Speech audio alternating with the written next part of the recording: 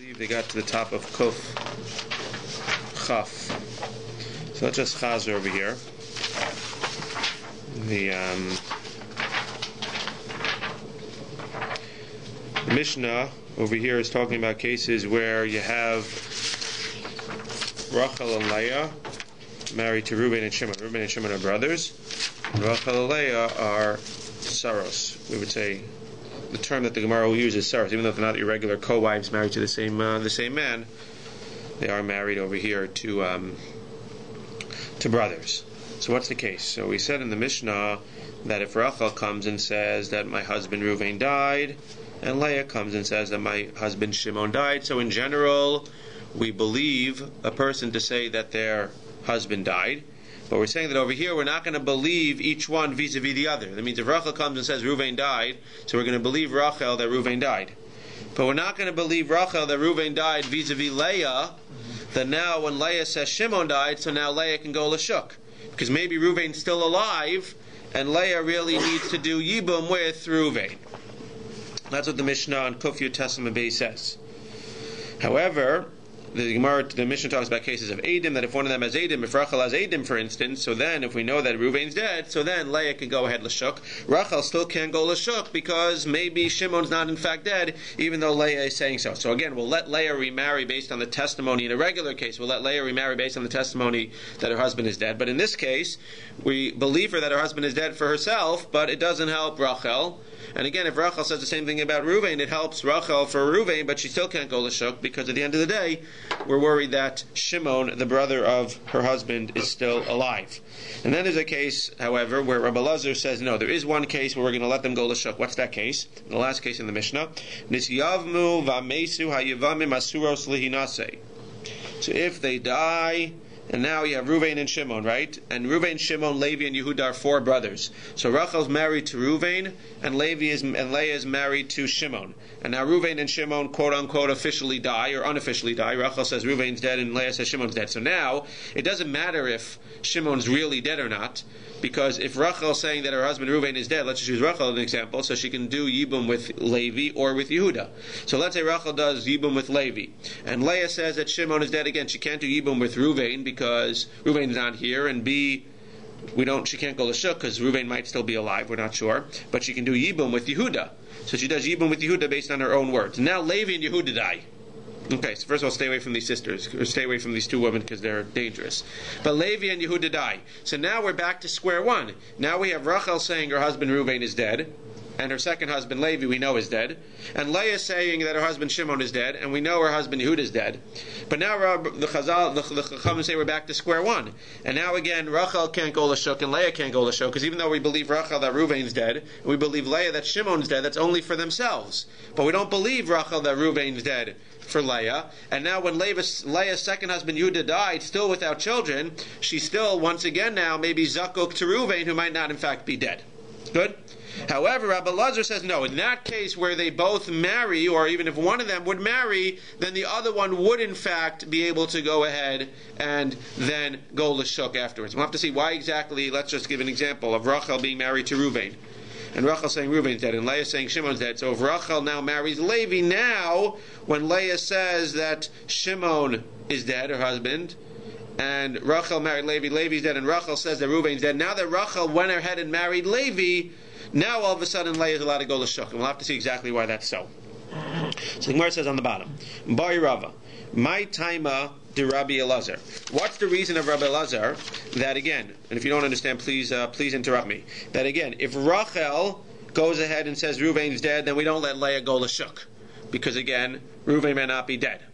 But if Rachel goes ahead and marries Levi, if Rachel goes ahead and marries Levi and Levi dies, or even if Levi didn't die, now Rachel married Levi, now we believe Rachel that Reuven's dead and Leah can go Lashuk. Okay? What's Pshat over here? So let's see. Boy Rava, my time at Rabbi Elazar, Mishum de Kesavar Tsara Meida Lechaverta, Odilma Mishum Dihi Lo Mekalkala Nafsha. Very interesting. So what's the case over here? There's two possibilities. Either Rabbi Elazar holds that in general, when one co-wife or one sister-in-law says that her husband is dead, we believe her. And really, in the case of the Mishnah, in the beginning, first case in the Mishnah, we would believe Rachel to say that Reuven is dead, both for herself and also to let Leah, who's saying that her husband Shimon is dead, to let Leah go l'shuk. Fine. There's another possibility, though. The other possibility is that in general we don't believe Rachel to say that Reuven is dead in terms of Leah's purposes. However, Rachel, even though we unfortunately might know people like this, Rachel will never harm herself in order just to harm Leah. That means we know people who won't harm anybody. Then we know people who will sometimes harm other people, but they would never harm other people at their own expense. And then there are people who will harm people even at their own expense. So we're assuming that Rachel will never harm Leah at her own expense. How is Rachel harming Leah at her own expense? Well, let's see. If Rachel says that her husband Reuven died, and Leah says her husband Shimon died, so now if Rachel, maybe she wants to harm Leah, what's she going to do? She's going to say that Reuven died, because now what? Now Leah is mutter l'shuk. However, since Leah says her husband Shimon died, really Leah is zakuk to Reuven. The only reason we're saying that she could go to shuk is because Reuven's dead. But maybe Rachel's going to lie and say that Reuven's dead, even though Reuven's not dead. And really Leah should be doing gibum with Reuven. And when she goes to shuk, she's going to be over an Isser. So that's what we're worried about. But when Rachel goes ahead and marries Levi now, so what's Rachel doing? If Rachel's marrying Levi, then her testimony that her husband Reuven is dead is clearly true. Because if her husband Reuven wasn't dead, then she can't go ahead and marry Reuven's brother Levi. So the fact that she's doing Yibum with Levi shows us that she was telling the truth. She's not going to harm herself and be over an Issa Doraisa of marrying Levi just so that she can go ahead and get at Leah, who will then go ahead and be over an Issa Doraisa by marrying Lashuk or by marrying Yehuda. And therefore we assume that once Rachel marries Levi, the other brother, so now she's not lying and Leah can go and marry Yehuda, or Leah can go Lashuk. You understand? Mm-hmm. So again, if it wasn't for her marrying Levi, we're not just going to believe her words. But once she does an action to put herself into that situation to prove basically that her husband Reuven's dead, or else she would never marry Levi, Reuven's brother. So therefore now we're going to believe her that Reuven's dead. Therefore when Leah says that Shimon is dead, we assume that Reuven is dead dead also because Rachel says so. When Leah married Yehuda now and Yehuda dies, now Leah can go Lashuk. Just like Rachel can go to shuk. And we're going to believe Leah that Shimon is dead so that Rachel go to shuk too, because Leah married Yehuda. Again, try to make it simple over there. Chashash that she has a taiva for Levi? What? We don't have any chashash over there, no.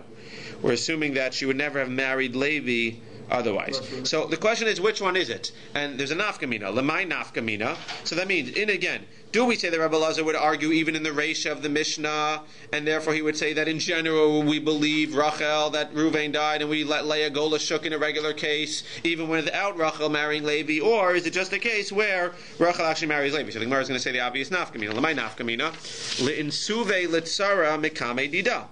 If she can marry, if the tzara can get married before the girl gets married. Iyamar tzara me'ida lechaver ta'avagav delo insav minsavin lo l'tzara. Iyamar mishum dehi lo mekak l'nafsha insav matzavin lo l'tzara. Lo minsav l'tzara. Obviously, the nafkamina is that if we say that Rachel would just not mess up Leah by herself doing an action, but she'll mess her up otherwise, then we have to wait till Rachel gets married in order to say that Leah is permitted l'shuk.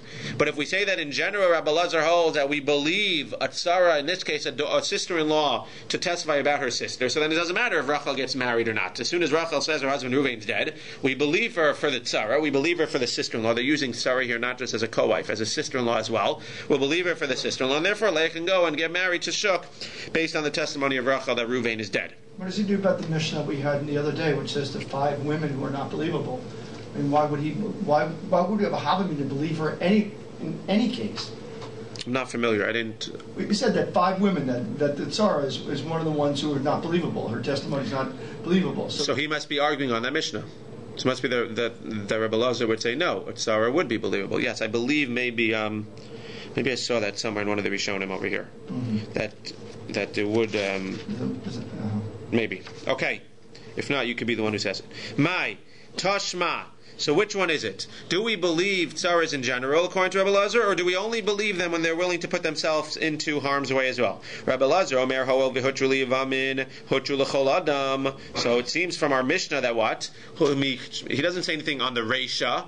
He comes on the Sefer and says once they married each other, once they married the other one, once she married Levi, then we're going to let Leah get married. So what does that imply?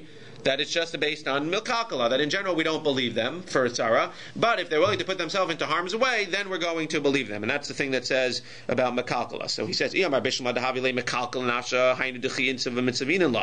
why we only believe them after she got married. If it's only a matter that we believe the tzara in general, so then we should believe her, even if she didn't get married. No, we don't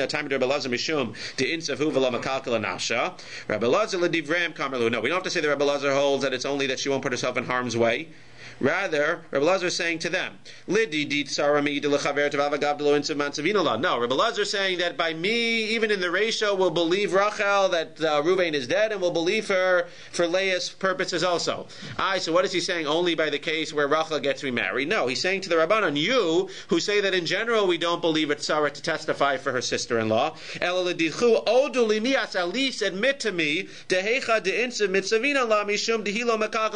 least admit to me that in the case where Rachel goes ahead and marries Levi, at least in that case admit to me that we're going to let Leah go l'shuk. So what's the rabbi going to say? No. I know too many people who are willing to take one even in order to mess over. What do they say? For Rabbanan, tamus nafshi implishtim hi dekavda. We have to be worried that she's going to go ahead and marry Levi and be with Levi and be over Nissa D'Oraisa just so that she can mess over Leah, who will now think that Reuven is really dead even though he's not. Leah's going to go ahead and be with Yehuda. I got her. Okay, you got yourself too, I don't care. Tamas Nafshi and Plishtim. It's worth it just so that Leah can go to Gehenna. Okay, so we'll have a friend in Gehenna with her. Fine. Tashma. Not everybody's from, What? Not everybody's from. She's not a from woman, so she's not. Yeah. Interesting, yeah. Tashma. Haisha shahalcha hiu bala medinas hayam uva v'amar meis ba'ali tinaseh v'tito ksubasa v'tzarasa asura. So now we're going to try to bring a proof which one it is from Rabbi Lazar. Again, we seem to say that the Chachamim hold that you don't believe them, and he tried to say, no, agree to me in that case. He said, no, we're not going to agree to you even in that case. So the Rabbanan say across the board, we don't believe them, even she is willing to mess herself over. But which one is it for Rabbi Lazar? Does Rabbi Lazar say that it's only in the case where Rachel gets married, or are we going to believe Rachel even before she gets married? So we seem to have a proof, because it says a woman who goes with her husband to Medina Sayyam and she comes and says my husband died, so she's allowed to get married, as we know, when she gets her ksuva. V'tzarasa asura, but her tzara is asur. What does that imply? Her tzara is asur because we don't believe her. Rabbi Lazar merhoel v'hutra hi hutra nami tzarasa. Rabbi Lazar says no, the tzara is allowed to get married too. Did she get married yet? No. It sounds like we're believing her before she even gets married. What does that imply? That implies that we believe it's tzara even before the tzara goes ahead and put herself in harm's way. No. Ema hoel v'hutra v'nitzeh. No, you're reading it wrong. We say that we only believe her when she herself goes and gets married. So we still don't have a proof. V'leichos dilma begita aseh. No. So we say to Rabbi Lazar, you're not giving them enough credit. I mean, according to Rabbi Lazar, we said that in the case where they go ahead and they get remarried, so now for sure we should believe them. He's saying, no, there are some really, really sly people out there. What's she going to do? She's going to go with her husband to Medina Sayyam. She is going to get a get from her husband. Fine. So now who can she marry? Anybody she wants. She's going to come back and not tell people that she got to get. What's she going to tell people? He's dead. What's Leah going to do? Leah's going to go ahead and assume that Reuven is dead and going to marry Lashuk. However, Reuven's not really dead, and therefore what? Zika. Therefore the Zika, and therefore she's not mutter Lashuk. So we're worried that even if you tell me that she's willing to put herself into harm's way, and therefore she got remarried, we still shouldn't believe her, because maybe she's pulling this whole shtick. So the Gemara says, you're right, we have to be worried about that. However, you're right.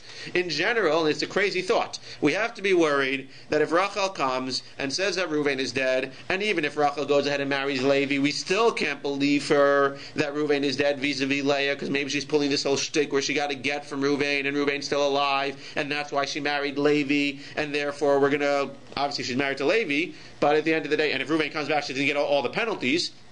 But Leah can't get remarried because maybe Rachel's pulling the shtick. However, I will tell you that if Rachel marries a Kohen, So then we see that what? Then we see that she's not pulling the shtick again. Assuming that you say that she's not willing to harm herself, right? Not like the Rabbanim, we're still within Rabbi Lazar. So we're saying that she's not willing to harm herself. However, if she marries a Kohen, then we have to believe her, because if she really got a get, she wouldn't harm herself by marrying a Kohen. The fact that she marries a Kohen shows that in fact she didn't get a get. If she didn't get a get, when she says that Reuven's dead, Reuven's really dead. Therefore, once she goes ahead and marries Levi, which is perfect, the Kohen, therefore Leah can go ahead and remarry. But Leah could not remarry if Rachel just came and said Reuven is dead and didn't marry Levi, or married a Yisrael, because then maybe Rachel's pulling a quick one and really she got a divorce from Reuven and now she's marrying Levi. Well, Levi's not a good example. She's marrying a Yisrael and really Reuven's alive and she's just getting back at Leah. And therefore we say if she marries a Kohen, then in that case it's basically foolproof, assuming that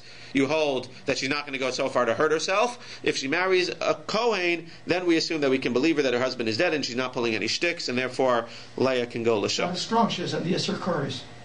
What? It's not an she's not an Still, the Gemara is saying that she still wouldn't be over love. Interesting. Okay, Mishnah. Maybe Rabbanan would argue with that. Okay. Rabbanan might argue with that. Rabbanan would argue. Yeah, sure. Mishnah. If you ever want to know the source that Jewish people have big noses, here it is in the Mishnah. Ein me'idin ella al kol partzuf. Al partzuf panim imachotem. So the source that Jewish men have big noses. Ein me'idin ella al partzuf panim imachotem. When you're made that somebody died, so Adam need to testify that a husband died, that they saw his face and his nose, because the sign of every good Jewish man is a nose. Wow. And that sounds like even if there are simanim in his guf, if you see that a guy has a birthmark, and you know it's his birthmark, if you come and testify, I saw the guy was dead, I saw the birthmark, it's not going to be enough. It sounds like you need to see the face and the nose, and birthmarks in general are not enough. Or if you know that this guy wore this tie, he's the only guy in the world that ever wore this tie, and you see the guy dead with this tie, you cannot use the tie as a siman that this guy is dead. Again, obviously not seeing any other part. And we're going to see in the Gemara is going to ask, what does that mean? That implies that what? That implies that simanim, that signs are not deoraisa. Because if you believe signs on a deoraisa, when I say simanim are not deoraisa, that means simanim are not believed on a deoraisa level. If we believe simanim on a deoraisa level, then when a guy says that I saw the birthmark, we should believe him on a deoraisa level to let the woman go ahead and remarry. And you can't be made that somebody died until you actually saw them stop breathing. Even if you see that they had a deadly wound, or they were hanging, you see the lion eating them, unless you see the lion finish it off, or you see them hung and they're dead. Why? What are we worried about? As we'll see in the Gemara, maybe somebody will come along after you leave and cut the rope, and now the person will live. So unless you actually saw them stop breathing and they're dead, you cannot testify that they are dead. Also, you can't be made until 3 days. Not that you can't be made until 3 days. You can only be made that somebody died if you saw the person dead within 3 days. Again, not clear exactly how you knew within 3 days, but if you see a person who died, you know a person died X, like you were told that this person died yesterday. So you have to see the person within 3 days in order to identify that you saw that person. Why? Because after 3 days, the body starts to decompose and you can't really see. Rabbi Yehuda ben Baba says no. Lo kol adam v'lo kol makom v'lo kol hashel shavin. No. Different people decompose at different rates, and there's no rule that you can make, 3 days, 4 days. For some people, a person, as he says, who's a little bit shabir, so they're going to decompose quickly. If it's very hot outside, then they're going to decompose quickly. And in terms of the times and the place, etc. So there is no hard set rule that you can make that it's within 3 days or not. Rehuda doesn't give exactly what it is, but he's saying you can't make any rules that you have to see the person within 3 days in order to identify. Sometimes if you see them within 3 days, it's still not going to be good, and sometimes if you see them even after 5 days, it'll be okay to identify them. Tanu Rabbana. Padachar v'lo pirtzuf panim v'lo padachar ema itinat sheyushneim imachotem. So the Gemara just adds here that not only do you have to see the form of the face, you have to see the forehead as well. So you have to see the forehead, the form of the face, and the nose in order to be made that you saw a person was dead. Amar Aryai. Aryai says, Itema v'itema Rav Kahana. My kra. What's the kra that you have to see the face and the forehead and everything else and the nose? Hakaras pneim antabam. Because the pasuk says that they recognized they testified over recognizing the face. Fine. Weiter. Abba Bar Marsa Dahava Abba Bar Menume have a Maskebe de Beresh Galusa Zizay. So this guy Abba Marsa, he owed money to the people in the Reish Galusa. So Aise Kira, Davak Bibablaisa, Davak Biupaise, Chalaf Kamayu, Velo, Bishakrua. So what did he do? He needed to get by them, but he couldn't sneak by them, and he didn't used to wear hats with the sunglasses to pretend that you were somebody else. So what did he do? He bought some wax, or he brought wax, he attached it to a small rug. I'm not sure I need to attach it to a small rug. He attached it to his forehead, and they didn't recognize him. So what do you see? That when you put wax on your forehead, somebody doesn't recognize you, and therefore it's a proof that in order to identify someone, you need to go ahead and see their forehead. Fine. Weiter. Fine. So again, let's just say this outside for a second, because again, when I'm going to say now that simanim are deoraisa, that means that simanim are accepted in order to be matir or deoraisa lav. That means simanim are deoraisa means that simanim are accepted to let this woman go l'shuk. If we're saying that we're going to accept simanim on the guy's face, on his body, on his clothing, and that's deoraisa. So if it's deoraisa, then we're going to accept it l'shuk. So that's why we said that in our Mishnah, at first glance, our Mishnah is saying that simanim are not deoraisa, because we're saying that we're not going to accept simanim to let a woman remarry in general. Forget about Yevamos. We're not going to let a woman remarry l'shuk with somebody who comes and says, "I saw your husband dead. I saw the birthmark on him." If we believe simanim on a deoraisa level, then we would allow you to remarry based on the fact that somebody comes and testifies that they saw this man with a birthmark who is quote unquote your husband. So it seems from our Mishnah that simanim are not deoraisa, they're only dirabanan. They're only accepted in dirabanan cases. Al b'sheish simanim. Lememer de simanim love deraisa. Again, like we said, so our Mishnah implies that simanim are not accepted on a deraisa level. Or mini, we have a kasha, and we're going to have three cases. So that's our Mishnah, that simanim are not deraisa. We have another case with a get. Matzu kasher bekis uva arniki uva tabas oshanimsa ben kelev afilu zman meruba kasher. So you have a irresponsible shaliach, and you give him a get to deliver to your wife, and he loses it. And then, even after his man meruba, we see, he finds it tied either to his money bag, or to his purse, or to his signet ring, his Super Bowl ring. I need to bring that in today, Super Bowl Sunday. So he finds it tied to his Super Bowl ring, or to his money bag, or to his purse. What do we say? That since the siman, since the purse or the Super Bowl ring or the money bag can be used as a siman, so we're going to go ahead and let you go ahead and marry l'shuk. What do we see there? That simanim are deoraisa by the case of a get. So we have our Mishnah which implies simanim are not deoraisa because you can't get remarried based on them. And over here you have a case where it's seemingly simanim are deoraisa because we're going to say that the get which we lost, that must be the get that was for this guy. It's not for other people. Because of Maisa, you're able to say that the simanim over here we're going to listen to. Fine. Amar Abaye, no. Lo kasha ha Rabbi Eliezer ben Mahavai ham Rabbanan. So this is the most pashut answer. The most pashut answer is our Mishnah, which says that simanim are not deraisa, that's the Rabbanan, and Rabbi Eliezer ben Mahavai argues and says that by a get they are deraisa. So again, Rabbi Eliezer ben, or let's just call him Rabbi Eliezer for our purpose. Rabbi Eliezer would argue and say in our Mishnah we do use signs because he holds simanim are deraisa, and the Chachamim in the case of the get would say we don't accept the get because simanim are derabanan. Titania, where do we see this machlokes? And this is the third brisa by shuma, by a mole. Ein meidin ala shuma. You can't go ahead and testify that you saw a mole on somebody, that the person was dead, and you saw a mole. You can't testify based on a mole on a dead person's body. Rabbi Eliezer ben Mavai omer meidin. You can't testify again. Seemingly, you're testifying that this woman can go l'shuk, and it seems to be the same machlokes. That according to the Chachamim, ein meidin because simanim are not deoraisa like our Mishnah, which is them, and according to Rabbi Eliezer, you are made because simanim are deoraisa. Therefore, the case of the get is him, and in this case, you can testify based on a mole. My love, hakamifli de marsava simanim deoraisa marsava simanim derabanan.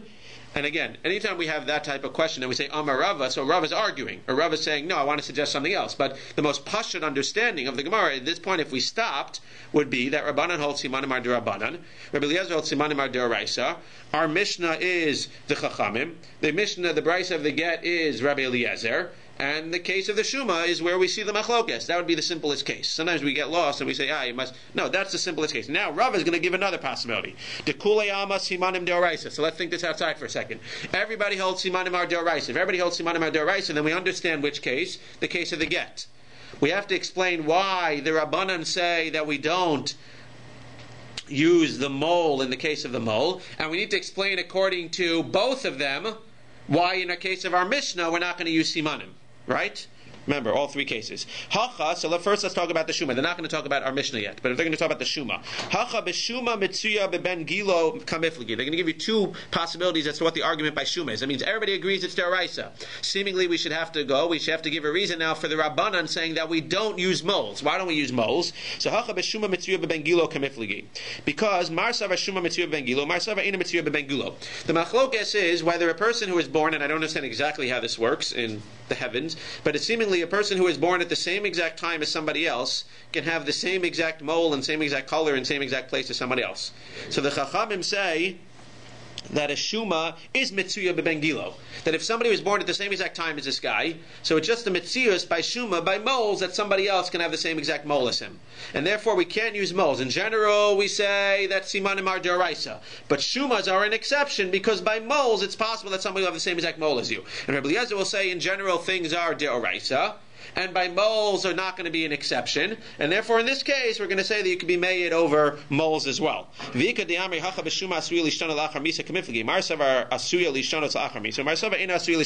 no. So then again we say, everybody holds that they're d'oraisa. Ay chachamim, why don't you take the testimony by a mole? Because a chachamim hold that moles are different. Not that somebody else can have the mole because they were born at the same exact time. A different reason. Because moles, the mitzias of moles is that they change after a person dies. So in Achaname we accept simanim on a d'oraisa level. That's why the case of the get we accept. Rabbi Eliezer will say no. Even by moles they don't change after death, and therefore we accept simanim on a d'oraisa level. According to Chaim, why are we accepting the mole over here? Because the mitzias is that moles change after death. In Achaname we accept simanim d'oraisa, but moles change after death. Ve'ika diamre. So that was one suggestion. Now we're going not a ve'ika diamre within this suggestion. Now we're going the other extreme. That really what? Really everybody holds that simanim are dirabanan. Ve'ika diamre amarava kule alma simanim dirabanan. V'hacha b'shuma siman muva kamiflagi. So what's the case here? Let's think this outside for a second. So we have a case where we say everybody holds that simanim are dirabanan. Therefore we understand our Mishnah now. Tosfos, which we're not going to get to, will explain to us why the case of get then we're going to accept if simanim are only derabanan. If simanim are derabanan and you should not accept them in a deraisa level, now we need to explain the opposite. Why, according to Rabbi Eliezer, are we going to accept a shuma? Why are we going to accept the mole if simanim are only derabanan? So marsavar siman muvak umarsavar lav siman muvak. So the way that the Gemara explains this is that a mole is unique. That means if you have a specific color on a specific location, in general, we don't accept simanim on a d'oraisa level. But since moles are so unique that there's special colors in special places, Rabbi Eliezer will say we're going to accept them even though we don't usually accept simanim on a d'oraisa level. And the Chaim will say, no, moles are like any other siman, and therefore we don't accept moles on a d'oraisa level. Ulahach, now we're going to go back. Sorry, we're trying not to confuse ourselves. So now we finish with simanim being dirabanan. Back to simanim being dioraisa. Simanim being dioraisa, we're okay with the case of the get. We have the machlokes over here by the Shuma, and we suggested that there's two reasons why Rabbi Eliezer, well, if it's dioraisa, we understand Rabbi Eliezer, why would Rabbana not accept the Shumas? Either because somebody who was born at the same exact time can have the same exact Shuma, or Shumas change after death. But we have to go back to our Mishnah, according to both of them. If you hold that it's dioraisa, so then why are we not accepting simanim in our Mishnah? So that's what we need to explain. So ha-kitani, ulahach lishna damarava simanim deoraisa, ha-kitani afa pisha yesh simanim begufo v'kelev. Why are we not accepting them in our Mishnah? Gufo de'arech v'gut. So you're right, we accept simanim on deoraisa, but the simanim in our Mishnah, the Eidim are coming and giving pretty bad simanim. You know what they're saying? I saw a guy, he's tall, he's short. That's ridiculous. We're not going to accept that siman. A real siman, we'll accept. Simanim deoraisa. Again, we're within both now. Kelev dechashina l'she'ela. Why don't we accept simanim on the kelim? Because we're worried that maybe you saw the guy dead and you said, that was Harry because he had the shirt on. No, maybe Harry borrowed Larry's shirt, and therefore, you're going to say that Harry is dead. I'm sorry. You're going to see Harry's shirt. You're going to say Harry's dead, but maybe Harry's not dead, and maybe it's Larry wearing Harry's shirt. Okay. But in general, we would accept simanim d'oraisa. If you're worried about she'ela, that in general we're worried when we see something that somebody else borrowed it, so now you have a problem with another case in Bava Metzia. Unrelated. There's a case where you have a donkey, and if a donkey is lost and somebody comes and gives simanim about the saddle of the donkey, so we believe the person. But why are we going to believe you when you gave simanim on the saddle? Maybe the saddle is actually a borrowed saddle. So don't forget this. This is an important lesson in life. Lo shile inshe ukva dimaksakiv le lechamra. Nobody ever borrows saddles. You don't borrow a saddle. Keep that in mind. If you ever own a donkey, don't borrow a saddle. It's not good for your donkey. It's always good to keep the same saddle on your donkey. It's not good for the skin. So that's why we return it, because if the guy's giving simanim on the saddle, it's not maybe it's somebody else's saddle. Nobody borrows saddles for donkeys. Matzu kasher bekisa v'arniki v'tabaz heichi me'adrinan. So now we go back to the case of the get. How are we going to believe when the guy finds it connected to his stuff? Maybe it's a borrowed item. So tabas chayish leziyufa. You say no. People also don't lend out their Super Bowl rings. Why? Because if you take my Super Bowl ring and I lend it out to you, you're going to start stamping documents with my Super Bowl ring, and people are going to think that it's you, that it's me stamping the documents. Kis v'arniki menashe inshe v'lo mushle. Also, people don't lend out their money bags and their purses because it's not good luck. That's not the reason. I wouldn't lend out my money bag and my purse. I wouldn't lend out because I want you taking my stuff. But the Gemara says we don't lend out money bags or purses because it's not considered to be good luck. You know what I'm going to say? Forget about all these reasons. The reason we don't believe the guy, in general, we believe simanim deraisa level. Why are we believing simanim in this? Well, we're not believing the guf in this case because the guy is saying it's short or it's long. We're not going to believe when you say the guy was short, the guy was long. Very nice. There's a lot of short people, a lot of long people. We're not going to believe him when he gives a simanim because over here, you know what the siman is saying? The guy had a red. He had a red tie. We had a white tie. Okay, not that many people have white ties, but there are plenty of people with white ties. So just because you said the guy has a white tie, other people wear white ties. We're not going to believe you. But in general, we believe simanim deraisa. It's just that in our Mishnah, the Edom are coming and not giving such good simanim. That's what the Gemara says. Oh, now we're getting intense. Vafilu ra'uhu meguyad. Even if you see a guy that has a deadly wound, unless you see the guy actually take his last breath, we don't believe that he's dead. Lememar de meguyad chai. That implies that a person who has a deadly wound is still alive. Or mini, but we have a brisa that says Adam eino metame achetete nafsha afilu meguyad vafilu goses. A person is not metame until he actually dies, even if he has a deadly wound, even if he's a goses. Temuye lo metama hamichya lo chaye. What do we see here? That a person doesn't be metame until he's actually dead, when he has a deadly wound. But Lamaisa, we don't have any havamina that he's going to recover. So why, if you saw the guy with a deadly wound, can't you testify? Okay, I understand you can't testify in 5 minutes that he's dead right now and that she'll get married in 5 minutes, because maybe he'll take a few minutes. But a week later, for sure you could testify. It seems like the only thing you can't do with a guy with a deadly wound is you're not tame until he actually dies. But the Gemara doesn't assume, the Gemara doesn't give a havamina in the brisa that the guy's going to recover. So this is where, are there any doctors here in the room? No, so I'm not a doctor either. So we struggled a little bit in the first thing. I mean, there were people that told me that they know what they're talking about. I had no idea if they were telling the truth or not. But Amar Aryai lo kasha, ha Rav Shimon ben Elazar ha Rabbanan. It's not a kasha. It's Rabbi Shimon ben Elazar versus the Rabbanan. Whether you consider to be a person that has a deadly wound to be actually be dead or not. Again, you see that according to Rabbanan, you are made on the meguyad because you assume the guy is going to die right away. You don't made it on the sliv, the guy hanging, like I told you before, because somebody might cut the rope. So very nice, you saw him hanging, but maybe a second after you left, somebody cut the rope. Rabbi Shimon ben Elazar omer, afal meguyad ein meidim neshiyachol lekavos ulechayos. This part I didn't. Again, it's not 100% clear, but Chachamim say that you can be made on a meguyad once the guy has a deadly wound, so you can be made that he's going to die. Rabbi Shimon ben Elazar says no. Even if it's a deadly wound, if you saw him and you left and he had a deadly wound, you can't be made because it's possible that he's going to be cauterized and survived. Now we're trying to figure out exactly what the cauterized means. Some people were suggesting that maybe it means that it's taking care of the infection on the spot. Other people were saying that there's some type of like zapping the bleeding from stopping. So it's either a matter of stopping the bleeding from stopping, or it was a matter of that there wasn't a worry that we were going to be bleeding to death. We were worried that the guy was going to get an infection. But either way, the Rabbi Shimon ben Elazar is the one who says that you can't be made on a person who is a deadly wound because it's possible that right after you left, they bandaged it up right away, or they went ahead and they were able to take care of any infections. There's only one problem. So again, our Mishnah, which says what? That you can't be made on the meguyad. Who is that? That's Rabbi Shimon ben Elazar. Right? You can't be made on meguyad. That's what Shimon ben Elazar. The Chaim would argue and say, no, you can be made on meguyad because the Maisa is going to die in a second. The problem with saying that our Mishnah is Rabbi Shimon ben Elazar is that the Sefer needs to be the Chachamim. Why?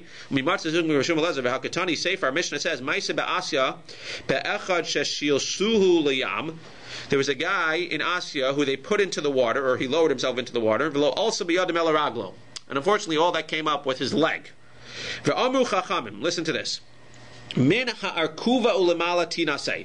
If they found from the knee up, that means they had the leg with the knee up, then she can go ahead and marry. Then we assume that he's dead. Min harkuva lemata lo tinaseh. If they only came with the knee and below, that means again the guy's if higher than the knee was floating and they found, then the guy had to die because there's no way he survived. We're not worried that he swam off. I mean, again, why is it the case in the Yam? Because we're worried that maybe he swam off to the shore. But if you found from the knee down and you just found his leg, then you have to assume, then over there you can't assume that he's dead. So what do we see over here? That we see that according to Chachamim as well, that what? Once there's a deadly wound, according to the Chachamim, once there's a deadly wound, so you see that you're not going to be able to remarry. So which one is it? Is it, we just said that the Chachamim are the ones who said what? That you can be made ala maguyat. So the Gemara says, Shani Maya Demar Zumaka. No. In the water, it's different. Even the Chachamim agree that in the water, if you have a deadly wound, then you're going to go ahead and die. Again, we're considering a deadly wound from the knee up. You're going to go ahead and die because, again, they couldn't stop the bleeding, or if you want to talk about infection, you couldn't stop the infection in the water. But in a Hanami, they would argue that on the land, so then on the land, you would say that according to Rabbi Shimon ben Elazar, you can't be made because you can stop the bleeding. And according to Chachamim, you can be made because you can't stop the bleeding. Interesting. He says, look at this, I saw something fascinating. I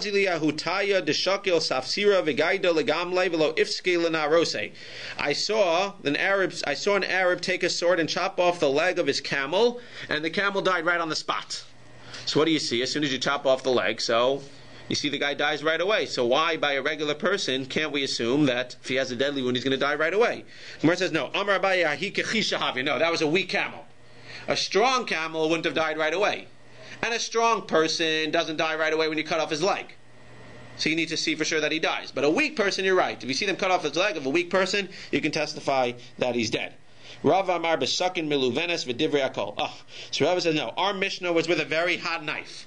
And with a very hot knife, even the Chachamim agree that you can survive and that you can't testify right away. Why? So this seems to imply, because with the hot knife, it seems to be something to do with sterile, and therefore it would seem like it'd be cut off with the hot knife, so there won't be any infections. I don't know if that's why it didn't sound like it had to do with the bleeding. It sounds like if you take it with a really hot knife, so then it's going to be sterilized and the guy will not get an infection. So in that case, they agree. But in general, if it's not a very hot knife, then the Chachamim will say that the guy is going to die and you can testify when you see him with a deadly wound. Let's just finish up. 2 more minutes. If you see them eating, if you see a Chai eating the guy, so then we said that you can or cannot testify. Let's see back in the Mishnah. V'achai ochelas. Over here, I'm sorry. Even if you see a meguyad, even if you see the Chai ochelas. If you see a lion eating the guy, why can't you testify that he's dead? Nobody's surviving that. Amar Rav Yehuda, Amar Shmuel, Lo Shanol Mimakom Sheinafsho Yotzav. Mimakom Sheinafsho Yotzav, you made it. You're right. If you see the lion eating his foot, you can't testify. If you see the lion eating his heart, then you know the guy's really dead. Okay. Amar Rav Yehuda, Amar Shmuel, Shachat Bo Shnayim Orov Shnayim Ubarach Meidin. If a guy cuts 2 parts of the throat, seemingly, not pasha, but seemingly the esophagus and the trachea, you go ahead to your friend, hopefully not on purpose, and you cut his throat. You slit his throat and you run away. So ma'idin, you can be made that the guy died. Why? Because once you cut his throat, he's basically going to die. Inni, is that true? That once you cut a guy's throat, you can assume he's dead. How can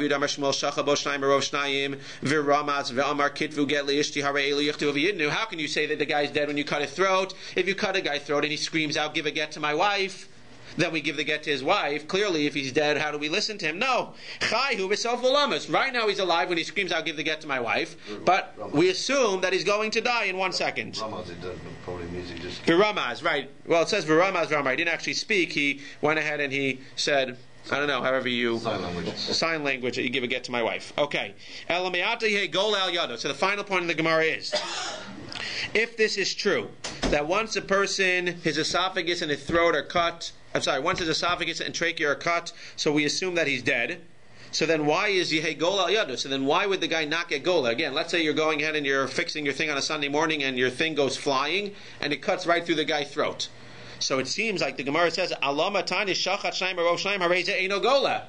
So you don't go into Golas. I don't understand. Why do you not go into Golas? Why don't you have to go to the thing, and why can't they come chase after you like anytime you kill somebody with the ox flying? So why, if it goes across the 2 things, if it goes across his trachea and esophagus, you don't go to Gola? That seems to imply what? That we don't know for sure the guy's going to die. If we knew for sure the guy's going to die, you should go to Gola. We're saying no.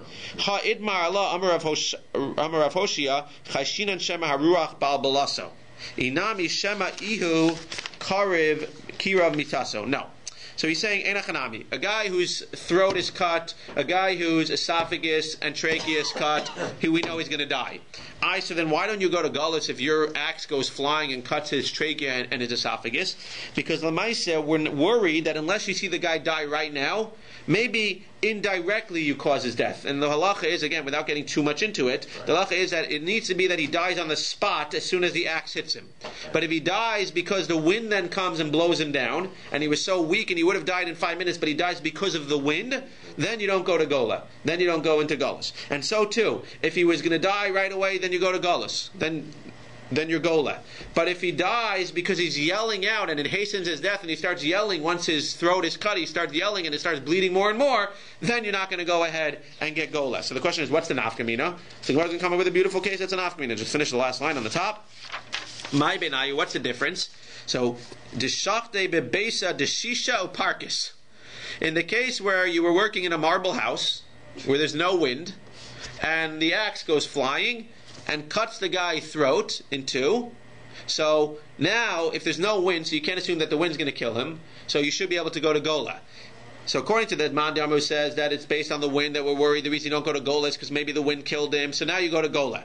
But Uparkis, if the guy was yelling out at the time, and then he dies, so according to that Mendel, in this case you wouldn't go to Gola, because at the end of the day, it's the fact that he was yelling out that caused him to die.